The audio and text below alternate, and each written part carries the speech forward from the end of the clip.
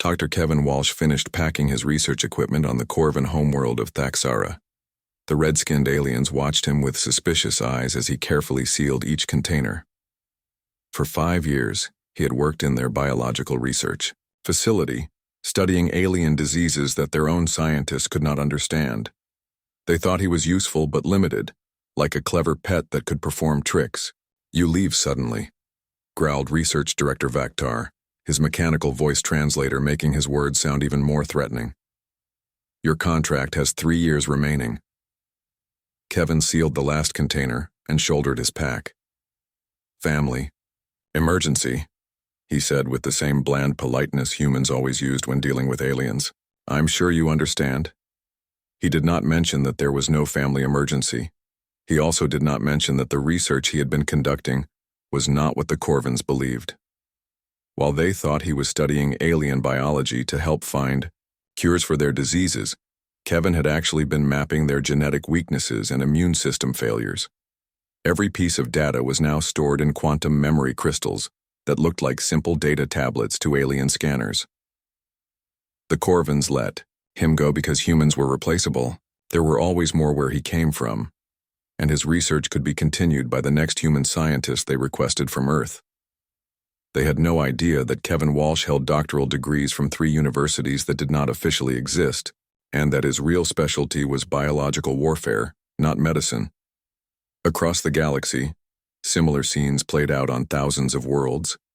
Captain Amy Rodriguez shut down her mining operation in the Centauri sector, telling the Nexari supervisors that the ore deposits were running low. She did not tell them that human mining equipment had been designed to extract much more than the visible minerals. For months, her crew had been harvesting rare elements that the Nexari did not even know existed in those asteroids, materials that would be crucial for building advanced weapons and shields. On Zephyrian cultural worlds, human artists and musicians quietly finished their projects and submitted their resignations. The Zephyrians barely noticed. Humans made decent entertainers, they supposed, but lacked the refined sensibilities needed for true art. They did not realize that these human entertainers had been mapping every Zephyrian cultural center, learning the exact frequencies that could disrupt their neural patterns, and identifying the psychological triggers that could break their legendary composure. The ethereal collective's research stations saw their human support staff simply vanish one night. The ancient beings assumed it was typical human unpredictability. Humans were useful for handling physical tasks that pure energy beings found difficult, but they were hardly essential. The ethereals did not suspect that their human assistants had been copying their oldest memories and most secret knowledge, information that revealed the true nature of consciousness and reality itself. At first, the departures seemed random and unimportant. A human worker here, a human technician there. The galaxy barely noticed. But as weeks passed, the pattern became clearer. Human colonies throughout the outer rim went silent, their communication arrays broadcasting only automated messages about routine maintenance. Human ships disappeared from trade routes, leaving behind only empty space and confused alien merchants. On the council station, Chancellor Veltar reviewed reports of the human exodus with mild amusement. "It seems the Terran delegation's humiliation was more effective than expected," he commented to his aide. "The humans are retreating to their primitive worlds where they belong." Admiral Kethamore was less amused when his military advisors reported that human support units were abandoning their posts. "Cowards," he snarled. "We should have expected this. Humans lack the courage for real warfare." He ordered his officers to replace human personnel with Corvan soldiers, not noticing that his communication systems began experiencing small glitches shortly after the humans left. The Nexari were the first to express concern about the economic impact. Trade Minister Zixara brought the issue before the Council 3 months after the withdrawals began. "Human labor has been essential to many of our operations," she sang in her melodic voice. "While they are individually primitive, they work efficiently in dangerous conditions where automation fails. Then we will develop better automation," replied the ethereal representative, its thoughts radiating calm superiority. "Perhaps this withdrawal will force necessary innovation. But the automation did not work as well as expected. Mining operations slowed down as machines failed to navigate hazardous environments that humans had handled easily. Research projects stalled when alien scientists discovered they had relied more heavily on human technical support than they realized. Transportation systems experienced delays as automated traffic control struggled with problems that human controllers had solved instinctively. The first serious crisis came when a Corvan battle fleet lost communication with their home base during a routine patrol. The communication array had been maintained primarily by human technicians, and without their constant adjustments, the system began drifting out of alignment. The fleet spent 6 days flying blind through space before they could re-establish contact. On Earth, General Patricia Hayes monitored the withdrawal from her command center deep beneath the Rocky Mountains. Status reports flowed across her screens, each one confirming the successful extraction of another human asset. But these were not simple evacuations. Each departing human took with them knowledge, equipment, and capabilities that the aliens had never suspected existed. Phase 2 is ready for implementation, reported Colonel Danny Brooks, her chief technology officer. All sleeper assets are in position. Patricia studied the holographic display showing human positions throughout the galaxy. To alien eyes, Earth appeared almost empty now, its colonies abandoned and its people withdrawn to their home system. In reality, humanity had never been more prepared for what was coming. Begin implementing the infrastructure failures, she ordered. Make them subtle at first. We want them to notice gradually. The first failures were small and easily explained. A Zephyrian cultural center lost power for a few hours due to what appeared to be a routine maintenance error. A Nexari trade station experienced communication delays that seemed like normal equipment aging. A Corvan weapons facility had targeting system glitches that looked like software bugs. But the failures were not random. Every piece of human-maintained equipment throughout the galaxy had been modified with hidden protocols that could be activated remotely. Systems that aliens thought they understood completely carried dormant programs that had been waiting years for activation codes. Dr. Alex Turner's final gift to the galaxy began revealing itself as infrastructure across dozens of worlds started experiencing coordinated failures. The alien species assumed these were coincidences or the natural result of losing human maintenance support. They had no idea that Alex Turner held degrees in quantum engineering and systems architecture that made their best scientists look like children playing with blocks. On the council station, emergency meetings began as reports of system failures accumulated. The problems seemed minor individually, but their combined effect was creating serious disruptions to galactic communication and transportation networks. Perhaps we were too quick to dismiss human technical contributions, admitted Trade Minister Zixara during one tense session. Their withdrawal seems to be causing more difficulties than anticipated. Chancellor Veltar waved an elegant hand dismissively. Growing pains, he declared. We will adapt and improve. This temporary inconvenience will ultimately make us stronger by forcing us to rely on our own superior capabilities. But privately, even he was beginning to worry. The Zephyrian intelligence services had tried to send scouts to human space to assess the situation, but their ships were being turned away by automated defense systems that politely but firmly warned them to maintain distance for their own safety. When pressed for explanations, the systems simply repeated the warning and refused to elaborate. The ethereal collective attempted to probe human space with their consciousness projection abilities, but encountered barriers that should not have been possible for such a young species to create. Mental shields that seemed to bend reality itself blocked their most powerful scanning attempts. Most disturbing of all were the reports from the Galactic Rim, where independent traders claimed to have seen strange activities in previously empty systems. Ships moving in formations that suggested military operations, structures being built on airless moons, energy signatures that did not match any known technology. But these reports were dismissed as the fantasies of frightened merchants. After all, what could humans possibly be building that would concern the great powers of the galaxy? On Earth, Jake Morrison stood in the same command center where Patricia Hayes coordinated humanity's greatest deception. He looked at the tactical, Displays showing alien fleet movements and infrastructure status throughout the galaxy. They still think we're just the help, he said to Patricia. She smiled coldly. Let them keep thinking that for a little while longer. Phase 3 will be much more effective if they remain convinced of their own superiority. 6 months after the human withdrawal began, the galaxy started to crack. The failures were no longer small or easily explained. On Nexar Prime, the central trade hub that coordinated commerce for half the galaxy, the quantum processing cores that managed interstellar transactions began producing calculation errors. Ships arrived at wrong destinations. Cargo manifests became corrupted. Credits transferred to incorrect accounts.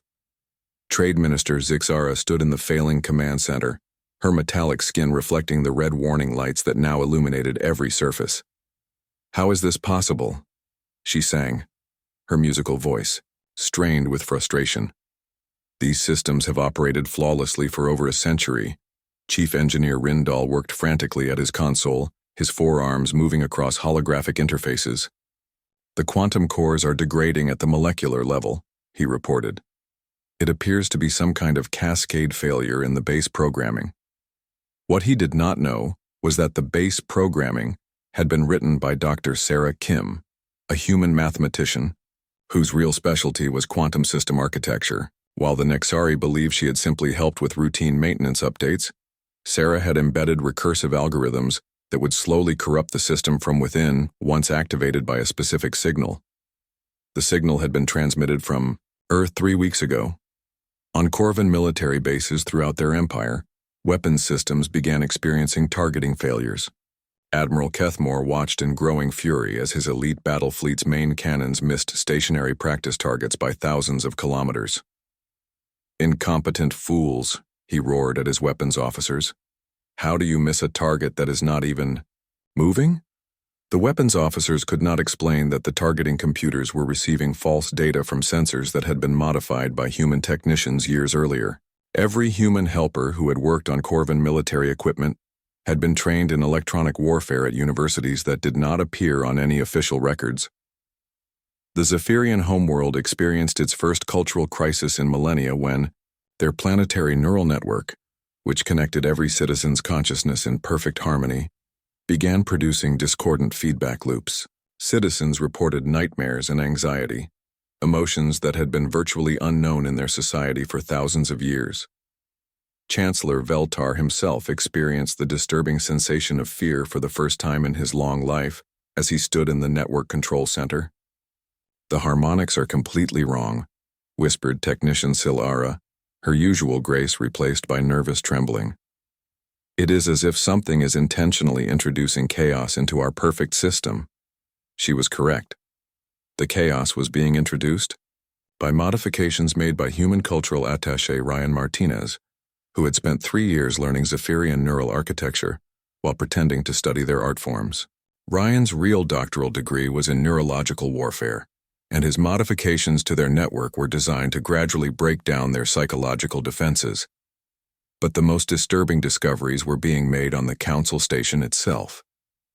Investigator Thaisara of the Ethereal Collective floated through the abandoned human quarters, her energy form pulsing with confusion and growing alarm. What she found there challenged everything the galaxy believed about human capabilities. The primitive computers that humans had used were revealed to be quantum processing units more advanced than anything in the galactic database. But they had been disguised behind interfaces so simple that even the most sophisticated alien scanners had dismissed them as crude technology. Thisara extended her consciousness into one of the abandoned human workstations, expecting to find basic data storage and communication systems.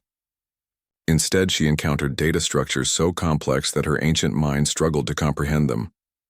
The humans had not just been using the Council's communication networks, they had been monitoring everything, every classified transmission, every secret meeting, every private conversation between Council members over the past several decades had been recorded, analyzed, and stored in these hidden systems.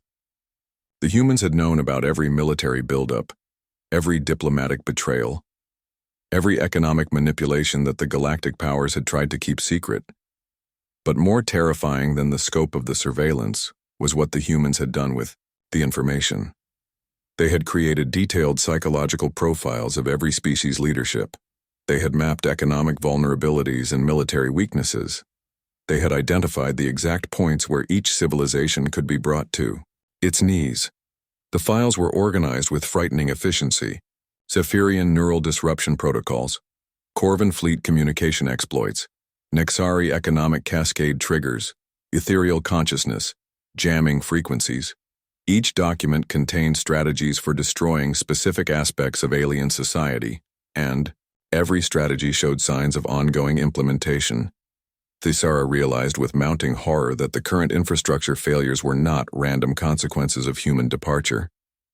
They were deliberately planned attacks, executed with precision that demonstrated intimate knowledge of every system in the galaxy. She tried to access the deeper files, but encountered security measures that bent the laws of physics. The human data systems used encryption based on quantum mechanics principles that should have been impossible for any species to develop without millions of years of research. As she probed deeper, alarms began sounding throughout the station. The human security systems were still active and had detected her intrusion, but instead of simply blocking her access, they began feeding her carefully selected information. She saw files labeled Galactic Species Threat Assessment and Post-Contact Strategic Planning. The dates on these files went back to humanity's first contact with galactic civilization. The humans had been planning for this moment for nearly 3 centuries. Most disturbing of all were the files marked Termination Protocols. These contained detailed plans for completely destroying each major galactic power if necessary. The humans had identified how to collapse Zephyrian society by disrupting their neural networks. They knew how to cripple the Corvin military by taking control of their weapon systems. They could destroy Nexari civilization by crashing their economic networks. They even had theoretical methods for dispersing ethereal consciousness into empty space. And according to the file timestamps, all of these protocols were currently being implemented. Thisara withdrew from the human systems and immediately contacted the Council. Within hours, an emergency session was called.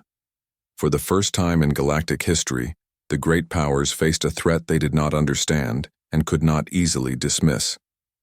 The humans were never the primitive species we believed them to be, Thisara reported to the assembled delegates. Her energy form flickered with uncertainty as she shared her findings. They have been conducting surveillance and preparing for warfare since their first day in this chamber. The evidence she presented sent waves of shock through the council. The elegant Zephyrians lost their composure. The militant Corvins showed actual fear. The calculating Nexari began frantically revising their economic models. Even the ancient ethereals dimmed with something approaching panic. "This is impossible," declared Chancellor Veltar, though his voice lacked its usual confidence. "Our intelligence services would have detected such activities." "Your intelligence services were being monitored by human systems," Thisara replied. "They knew about every investigation before it began. They fed your agents exactly the information they wanted you to have." Admiral Kethamore slammed his fist on his desk, but the gesture seemed hollow now. "Then we will crush them with our combined fleets. Primitive weapons cannot stand against our military might." "Their weapons are not primitive," Thisara said quietly. "The data suggests their technology is centuries ahead of our best systems. They have been deliberately hiding their capabilities behind false interfaces and stage limitations." The council chamber fell silent as the implications sank in.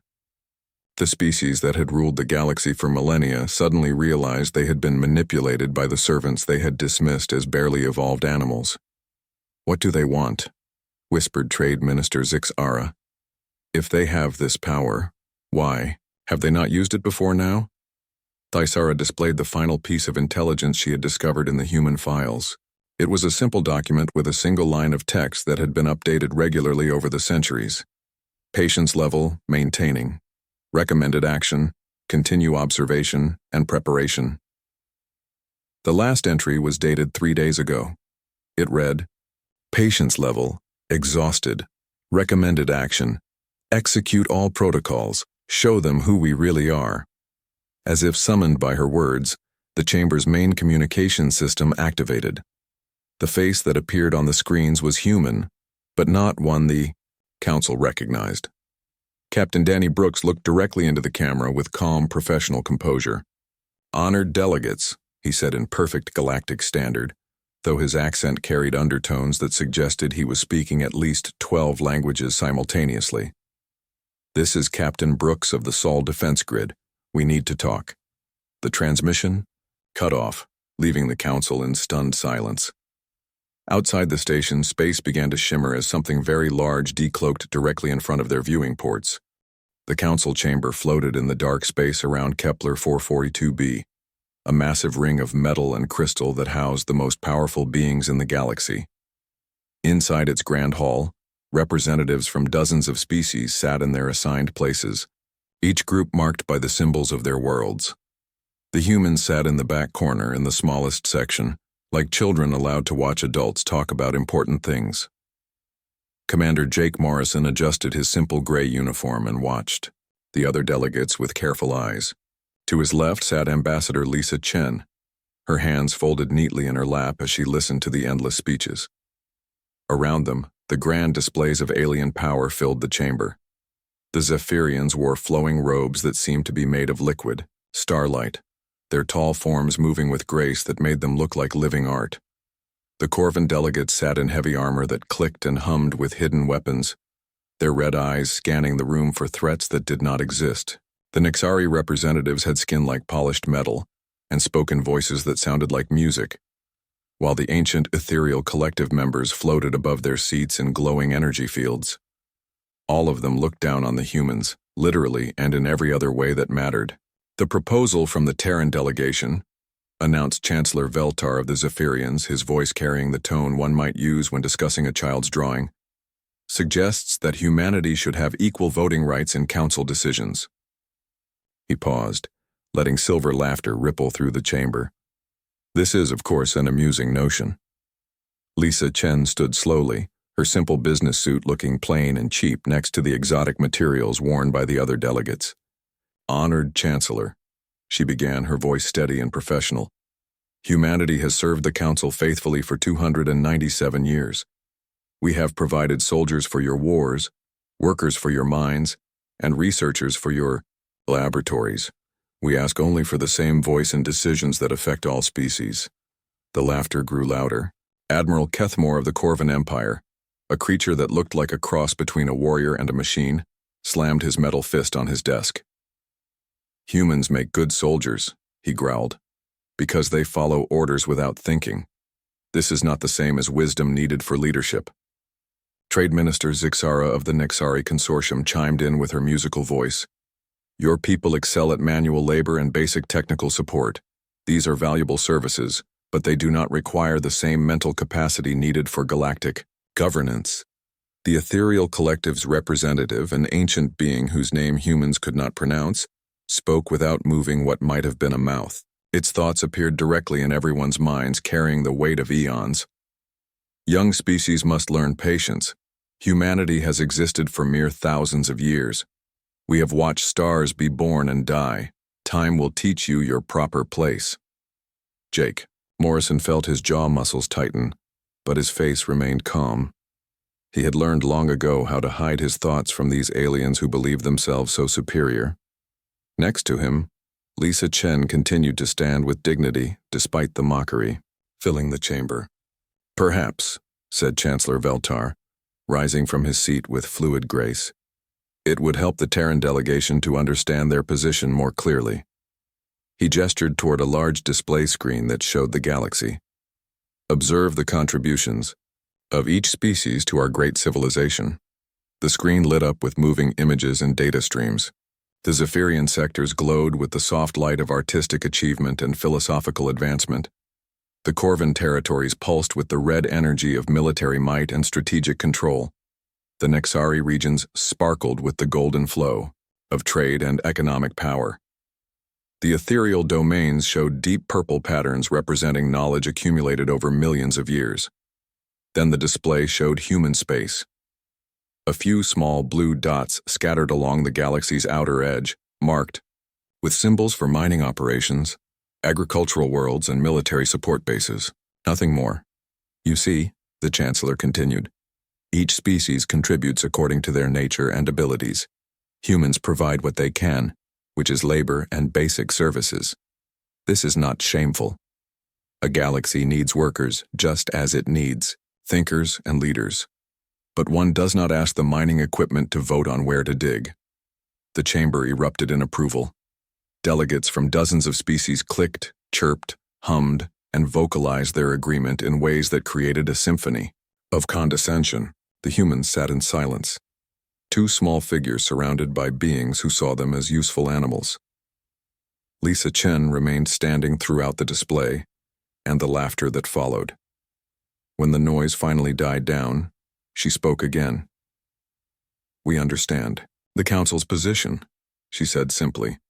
"Thank you for making it so clear." She sat down without another word, her face showing nothing but professional courtesy. Jake Morrison glanced at her and saw something in her eyes that the aliens could not read, something that had been carefully hidden for centuries. As the session continued with discussions of trade routes and territorial disputes, Jake Morrison activated a small device hidden in his jacket. To any scanner, it looked like a simple communication badge, the kind humans used because their technology was supposedly too primitive for anything better. In reality, it was a quantum transmission array that could send messages across the galaxy instantly, using principles that these superior species had not yet discovered. The message he sent was brief and coded in a way that would look like routine bureaucratic communication to anyone monitoring human transmissions. But on Earth, in a bunker buried beneath the Rocky Mountains, General Patricia Hayes received a very different message than what the aliens would see if they intercepted it. "The mask is getting uncomfortable," the decoded message read. "Request permission to stop pretending." The reply came back within minutes, also disguised as mundane administrative communication. To alien eyes, it would appear to be a routine supply requisition, but Jake Morrison read the real message with grim satisfaction. "Protocol 7 is authorized. Initiate Phase 1. Time to come home." Jake Morrison looked around the chamber one more time, watching the aliens who thought themselves so much better than humanity, the Zephyrians with their elegant arrogance, the Corvins with their brutal certainty, the Nexari with their calculating greed, the Ethereals with their ancient superiority. All of them so convinced of their own greatness, so sure that they understood the universe and humanity's place in it. None of them noticed when Jake Morrison smiled. The session ended with the usual ceremony, and the human delegation gathered their simple belongings. As they walked toward their modest transport ship, other delegates barely acknowledged their presence. Why would they? Humans were just the help, after all. Ambassador Lisa Chen waited until they were alone in their ship before speaking. "How long until Phase 1 is complete?" she asked. Jake Morrison checked his hidden display. 72 hours for the first wave, 6 months for full extraction. And then? Then they learn what happens when the help decides to quit. Their ship departed the Council station, just another routine return to human space. Behind them, the galaxy's rulers continued their important discussions, never imagining that they had just witnessed the beginning of the end of everything they thought they knew. The Council's emergency response was swift and decisive. Admiral Kethmore assembled the largest military fleet in galactic history, drawing ships from every major power, Zephyrian art ships that could bend reality with their consciousness-guided weapons, Corvin dreadnoughts bristling with enough firepower to crack planets, Nexari support vessels equipped with the galaxy's most advanced technology. Even the ethereal collective contributed their mysterious void ships that existed partially outside normal space. 2,000 vessels of the combined galactic fleet approached the Sol system, expecting to find primitive defenses and quickly overwhelm whatever crude resistance the humans might offer. Admiral Kethmore stood on the bridge of his flagship, the Iron Destiny, watching the tactical displays with grim satisfaction.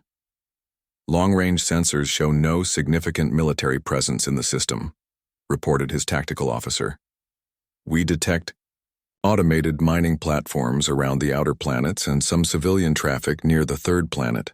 Admiral Kethmore's scarred face twisted into what might have been a smile. Typical human cowardice. They hide behind their star and hope we will not come for them. But as the fleet crossed the heliopause into the Sol system proper, everything changed. Space itself seemed to come alive around them. What had appeared to be empty vacuum suddenly revealed massive structures that had been invisible to their sensors. Defensive platforms the size of small moons materialized in perfect geometric patterns, forming a complete sphere around the entire solar system. "Impossible," whispered the tactical officer. "Our sensors should have detected structures of this magnitude from light years away. They should have, but they had not, because human stealth technology was based on principles that galactic science had not yet discovered. The platforms had not been cloaked in any way the fleet understood.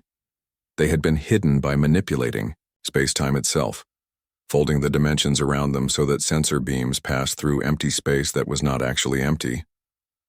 Admiral Kethmore opened communication channels to all ships in the fleet.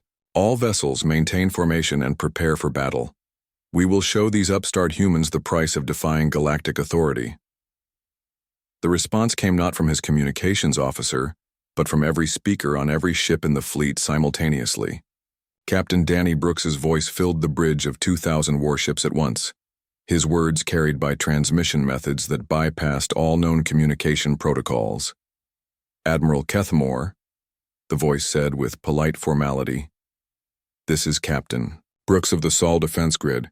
You are approaching human space with hostile intent. Please reverse course immediately for your own safety." The Admiral's red eyes blazed with fury. "You dare threaten the combined might of the galactic powers? Your pathetic defenses will not save you from the justice you have earned." "I am not making threats, Admiral," Captain Brooks replied, and there was something in his tone that made even the battle-hardened Corvin pause.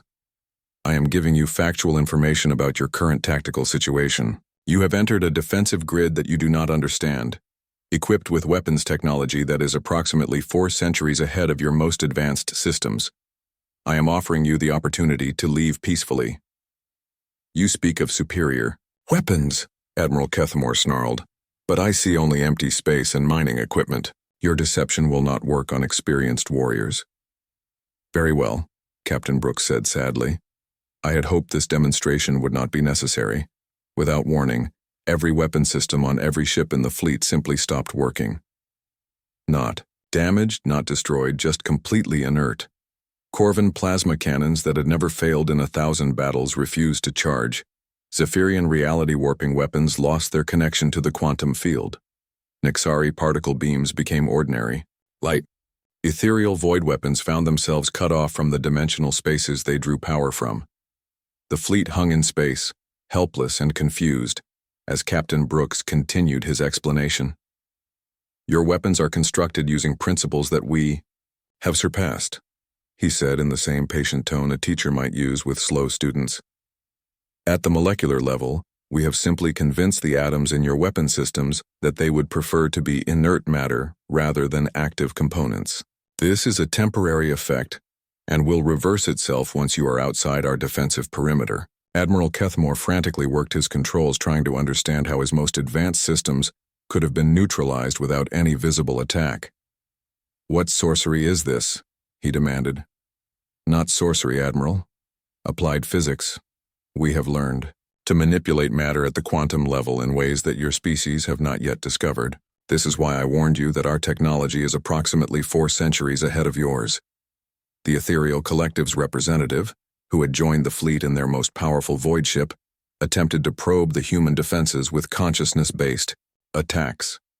Ancient mental powers that could shatter planets focused on the nearest defense platform, trying to overwhelm whatever primitive minds might be controlling it. The probe encountered barriers that should not have been possible.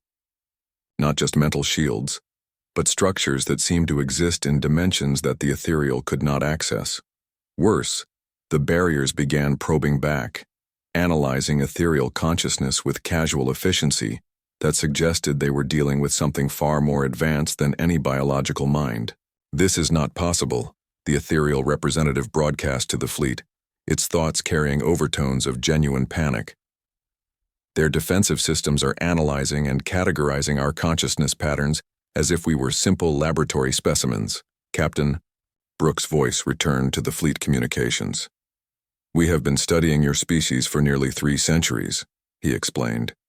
Every human who worked alongside your people was gathering intelligence about your capabilities, your psychology, and your technology.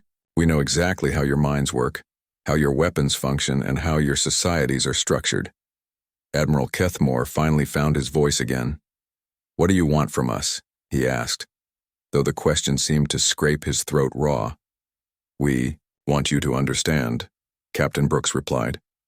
"For 300 years we have listened to your condescension and accepted your dismissal.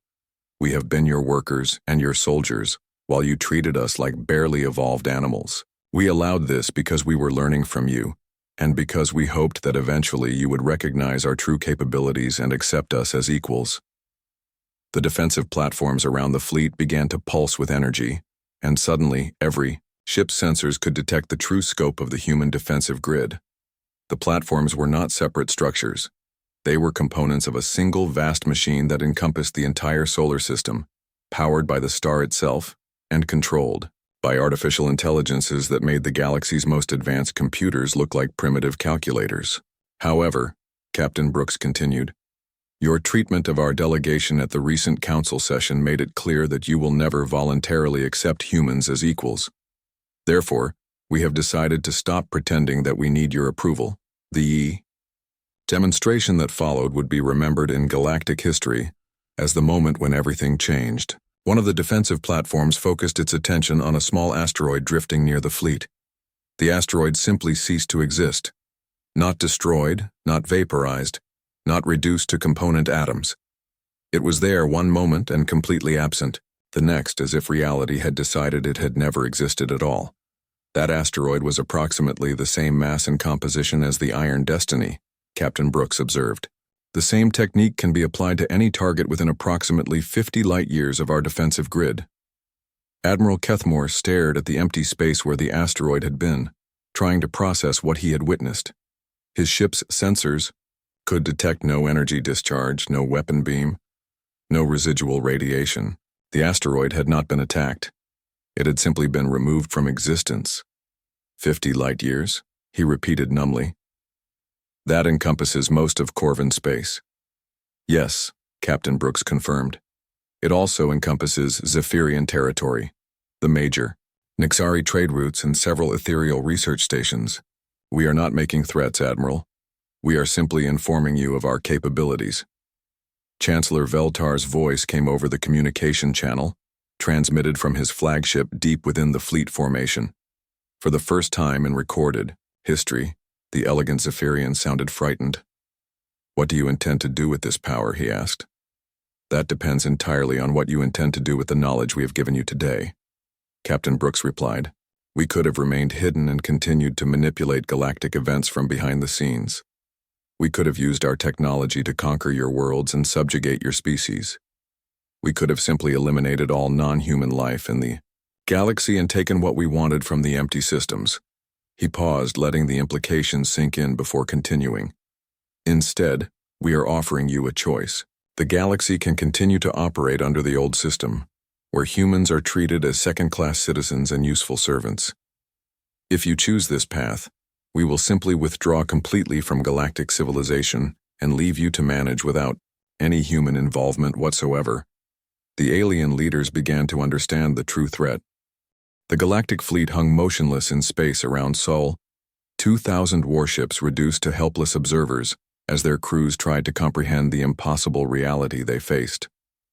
For 3 days, the alien leaders held urgent conferences, their proud voices now carrying undertones of fear and desperate calculation. Admiral Kethmore paced his bridge like a caged predator, his red eyes fixed on the defensive platforms that surrounded his fleet. "Our weapon systems remain inert," reported his tactical officer. "Whatever they have done to our ships shows no signs of wearing off." On the Zephyrian flagship, Chancellor Veltar stood before a holographic display showing the true scope of human space. What they had believed to be a small collection of primitive colonies now revealed itself as a vast network of hidden installations, advanced manufacturing centers, and research facilities that made the galaxy's greatest achievements look like children's toys. "How did we miss this?" he whispered to his aide. "How did our intelligence services fail so completely?" The answer came from Captain Brooks, whose voice once again filled every ship in the fleet. "You missed it because we wanted you to miss it," he said with patient honesty. "Every piece of intelligence your services gathered about human capabilities was carefully crafted to show you exactly what we wanted you to see." Trade Minister Zixara's melodic voice joined the conversation from her vessel. "The economic implications are staggering," she sang, though her usual musical tones now carried notes of panic. "Our entire galactic economy has been dependent on human labor and technical support. Without them, we face complete systemic collapse."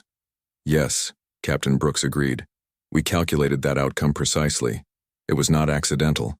The ethereal collective's representative attempted once more to probe the human defenses, hoping that their ancient powers might find some weakness in the alien technology.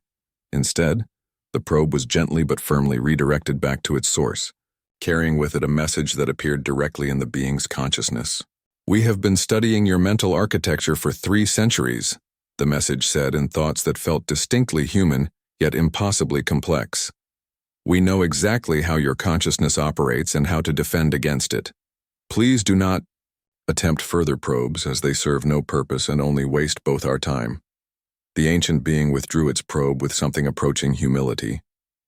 In millions of years of existence, it had never encountered minds that could casually deflect ethereal consciousness manipulation while simultaneously analyzing the techniques being used against them. On the 4th day, Captain Brooks made his final offer. "We have demonstrated our capabilities," his voice announced across the fleet. "You now understand the true balance of power in this galaxy. We will give you 24 hours to decide how you wish to proceed." The alien leaders knew they had no real choice. Their weapons were useless, their technology was inferior, and their economies would collapse without human support. But the manner of their surrender would determine whether the galaxy faced peaceful transition or complete destruction. Chancellor Veltar was the first to speak. "What exactly are your terms for this new arrangement?" he asked, his elegant voice stripped of its usual arrogance. "Simple equality," Captain Brooks replied. "Humans will have the same voting rights in the Council as any other major power. We will participate in galactic decisions as equals rather than servants. In exchange, we will continue to provide the technical and economic support that your civilizations require, and we will share some of our more advanced technologies to benefit all species." Admiral Kethmore's warrior instincts rebelled against the idea of surrender. "And if we refuse? If we choose to fight rather than submit to human dominance?" Captain Brooks's response came with a demonstration that ended all thoughts of resistance. Throughout the galaxy, every piece of human-modified technology activated simultaneously. Power grids failed on dozens of worlds. Communication networks went dark. Transportation systems ground to a halt. Military installations found their computers locked out of all critical systems. The effect lasted only 30 seconds, but it was enough to show the alien powers exactly how dependent they had become on human technical support. When the systems came back online, they carried a simple message displayed in every language. This was a demonstration of restraint. "We could leave all those systems permanently disabled," Captain Brooks explained to the stunned fleet. "We could activate the biological weapons that Dr. Kevin Walsh spent 5 years preparing on Corvin worlds.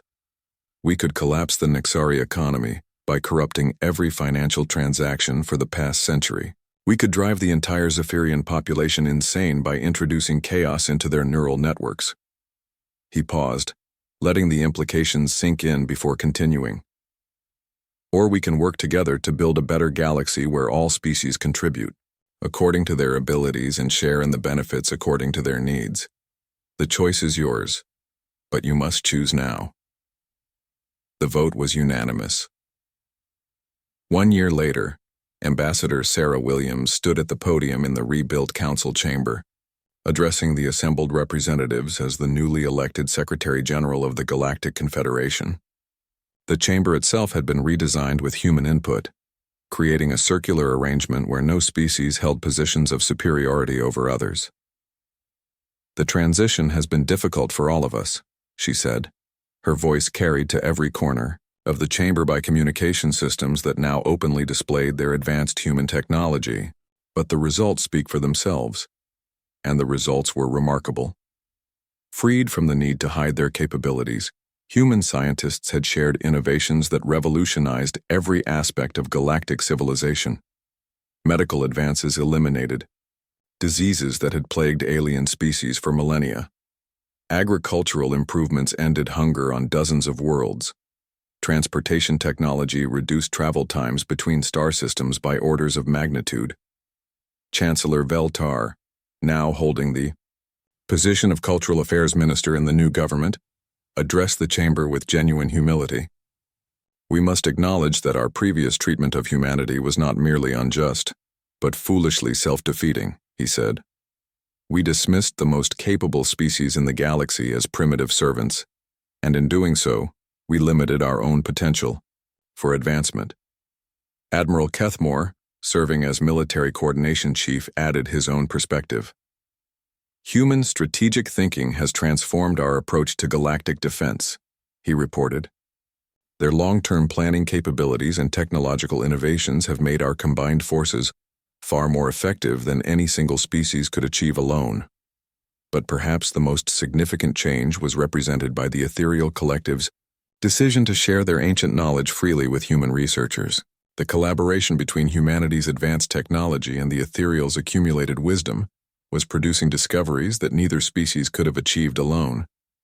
Jake Morrison, now serving as Director of Interspecies Relations, watched the proceedings with quiet satisfaction. The transformation had not been without challenges. Some alien factions had initially attempted to resist human equality, and a few extremist groups still called for rebellion against the new order. But those voices were becoming fewer and quieter as the benefits of true cooperation became apparent to everyone. The galaxy was more prosperous, more secure, and more unified than it had ever been under the old system of species-based hierarchy. After the session ended, Jake found himself standing alone in the observation deck, looking out at the stars that now represented not conquest or domination, but partnership and mutual growth. Sarah Williams joined him, her expression thoughtful. "Do you think they finally understand?" she asked. Jake considered the question carefully before answering. "Some of them do. Others are still adjusting to the reality that their former servants were never actually servants at all. And the ones who still resist? They'll learn," Jake said with the patient confidence of someone who had helped plan humanity's greatest deception. "We've shown them what happens when they underestimate us. Now we're showing them what we can accomplish when we work together, as equals." Outside the station, human ships moved alongside Zephyrian art vessels, Corvan battleships, and Nexari trade freighters, in formations that would have been impossible under the old system. The galaxy had learned that humanity's greatest strength was not their advanced technology or their strategic thinking, but their ability to transform enemies into allies and competition into cooperation. The day humans departed had taught the galaxy fear, but the day they returned had taught something far more valuable: the power of treating others as equals rather than subjects, and the incredible potential that could be unlocked when every species contributed their best rather than simply following orders from their supposed superiors. In the end, the galaxy learned that the most dangerous enemy was not the one who conquered through force, but the one who won through patience, wisdom, and the revolutionary idea that everyone deserved to be treated with respect regardless of their origins or apparent limitations. Humanity had waited 3 centuries for that lesson to be learned. Now they would spend the next 3 centuries and beyond showing the galaxy what could be accomplished when that lesson was truly understood.